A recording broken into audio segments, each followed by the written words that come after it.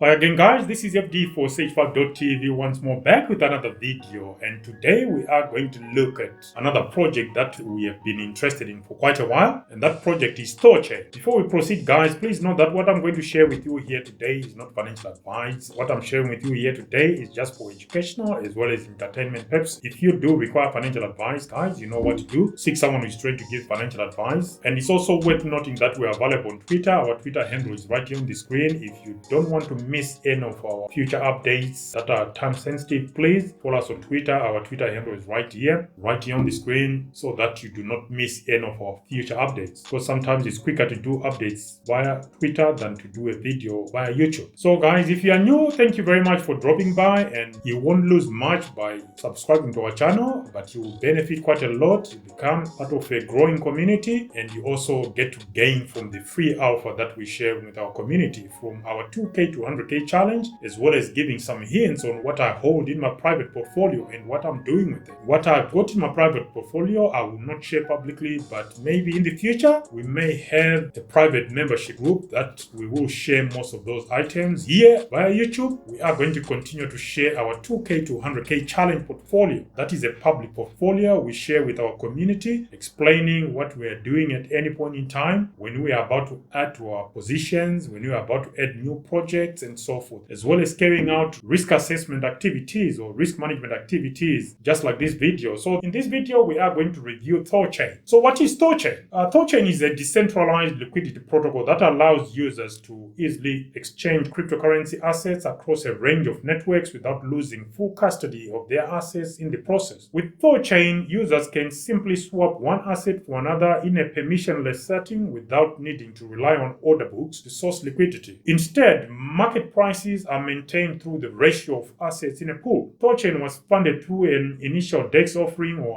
DYOR, which launched through the Binance Decentralized exchange in July 2019. Its single-chain ChaosNet launched in April 2021. The multi-chain upgrade was launched in April 2021, and mainnet is now live as of June 2022. How does it work? How does ThorChain work? ThorChain uses a unique system to help mitigate the issues of impermanent losses, or the often temporary losses that a liquidity provider can experience when contributing to liquidity pools. ThorChain achieves this by using a slip-based fee to help ensure liquidity stays where it's needed. Let's give a brief overview of ThorChain's architecture, which consists of 4 layers. One of the layers is network layer, which is handled by Tendermint library. This layer propagates transactions that occur on one localized state machine across all other state machines or nodes in the network to be processed in the consensus layer. Then you have the consensus layer, which comprises the algorithm which is responsible for ensuring that the blockchain state stored on every node is the same post-transaction. Thirdly, you've got the incentive layer, which is responsible for driving consensus. This layer is also liable to suffer from censorship attacks and transaction withholding, resulting in reduction of perceived uptime and rewards from transaction fees. And then finally, you've got the application layer, which is governed by both the consensus and incentive layers. This layer is responsible for defining the possible state transactions and updating the nodes after transactions occur. And now for some ThorChain key features. So you have access to the network via web, mobile, and desktop applications. ThorChain also has wallets, decentralized exchanges, aggregators, all of which can integrate ThorChain to offer users native cross-chain swaps. Then you also have swaps between hard layer 1s up to 8 major ecosystem assets, including Bitcoin and Ethereum. You can also pack your unproductive assets to earn yield. When it comes to decentralization, ThorChain has network nodes, and those nodes are classified as second-class citizens that service the network in return for incentives. The nodes cannot partake in the governance process or have an opinion on the network's transactions or assets. With around 95 active nodes and 35 standby nodes that help secure the network, ThorChain is reasonably decentralized. In addition, with no team utility token allocation, the team size, team members are incentivized to hold the RUNE token just like everyone else. Okay, I think that's positive. We'll see when we get to token allocation. On security, ThorChain is built using the Cosmos Software Development Kit, or SDK, and is powered by the Tendermint consensus mechanism. This keeps the network safe from attacks through a novel Byzantine fault tolerance, or BFT proof of stake system that sees a large number of validators work together to propose and finalize blocks of transactions. This novel proof of stake is referred to as proof of bond, with the committed bond used to underwrite the assets in the pools. Whoa, okay, that is rock solid. Overkill, but rock solid. During the summer of 2021, ThorChain protocol suffered two major hacks that led to significant losses for the protocol, losing a combined $15.6 million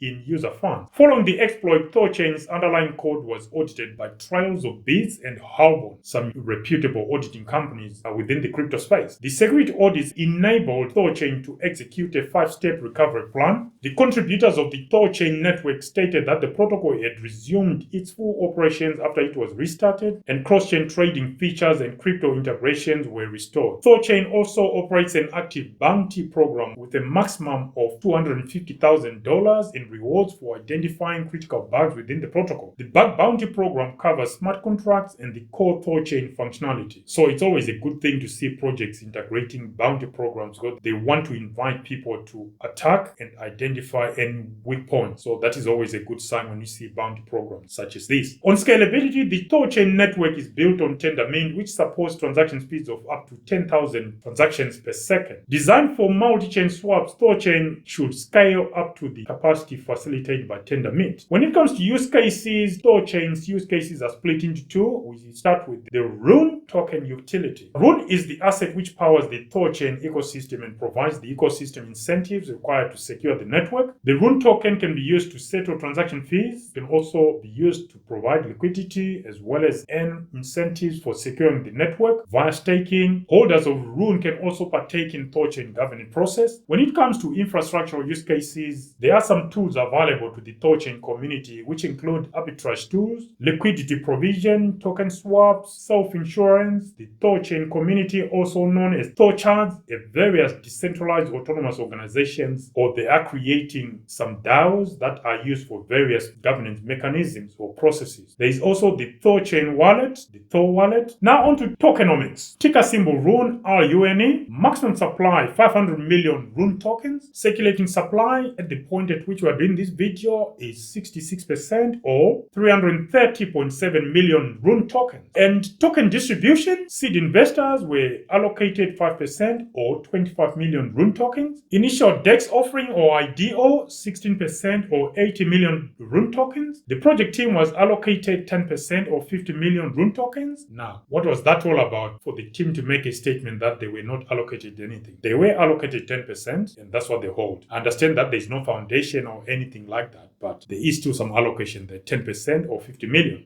Community rewards, which includes node operators and liquidity providers, it's 44% or 220 million RUNE tokens. Okay, social media presence for ThorChain includes Discord with 12,000 members and Twitter with 188,900 Twitter followers. Now, let's look at the DYOR risk evaluation result. With our DYOR risk evaluation toolkit, we apply 13 elements that help us have a 360-degree look at any project we're about to invest in before we actually invest in. Or if we're already invested, we may decide to pull out of that position or cash out, or if things are good, maybe double down. It depends what our circumstances are and where that project is in our investment cycle. So, the 13 elements that we're going to apply to ThorChain in order to assess the risk levels that we are dealing with here are as follows: decentralization, security, scaling. Those three form what we call the trilemma. So our DYOR also assesses the availability or the presence of the trilemma. So here you can actually see that we are considering the trilemma with decentralization, security, and scaling. Then we also go to interoperability, the ability of the project to work across its own boundaries. Then we consider the project team, social media presence via Twitter, social media presence via Discord. What about the age of the project? How old is the project or the protocol? Use cases, are there any token utility use cases as well as infrastructural use cases? What about tokens issued at project launch as well as tokens in circulation at the point at which we are doing this video? We then consider maximum tokens available, is there a hard cap, as well as looking at the tokens that are under the direct control or influence of insiders. We then apply scores of between 0 to 10, 0 being the lowest or poor, 10 being the maximum or the best. Having done all that, we then look at the risk categories we are going to apply apply to those results. The risk categories we are dealing with here, you got the no-go category, a project will have scored 0 to 64 to 130 to fall within this category. Then you have you could go to 0 category where a project must score between 65 and 89 out of 130. The third level up is potential, where the risk is relatively lower than the 2 levels below. Project must score between 90 to 109 out of 130. Then the ultimate level that every project should be striving for, which is go for it category. To fall under this category, a project must score between 110 to 130 out of 130. Now, here are the scores we have applied or allocated to ThorChain based on our DYOR risk evaluation toolkit. On decentralization, 5 out of 10. On security, 5 out of 10. Scaling, 7.5 points out of 10. Interoperability, 10 out of 10, because we think ThorChain is designed for interoperability. Social media via Twitter, 7.5 points out of 10. Social media via Discord, 5 points out of 10. Age of the project, 2.5 points out of 10. Use cases, 7.5 points out of 10. Tokens issued at project launch, 2.5 points out of 10. Tokens in circulation at the point at which we are doing this video, 5 points out of 10. Maximum tokens available, there is a hard cap of 500 million. Therefore, we are going to give ThorChain 5 points out of 10. Inside the token allocation, we are going to give ThorChain 5 points out of 10, which gives us a mega total of 70 points out of 130. Do you guys agree with our allocation and our assessment of ThorChain? Comments down below and let us know. Whilst you're down there, guys, don't forget to click like and subscribe as well as smash that notification bell. So, this is ThorChain with a whole suite of products on offer. Are you guys invested in ThorChain? What are your thoughts with regards to the scores we've allocated ThorChain? Are you invested in ThorChain at this moment in time? What are your favorite projects if you are indeed invested in ThorChain? What are your favorite products that are on offer from ThorChain? Comment down below, guys, and let us know. As far as you are concerned, for transparency purposes, we are going to declare that we own ThorChain. I own ThorChain in my private portfolio, but we are seriously considering investing in ThorChain in our public portfolio, our 2K to 100K challenge. What do you guys think? Do you think this is a decent project to hold? Comment down below, guys, and let us know. Until next time, this is FD for SafeFast.tv signing out for now. Bye.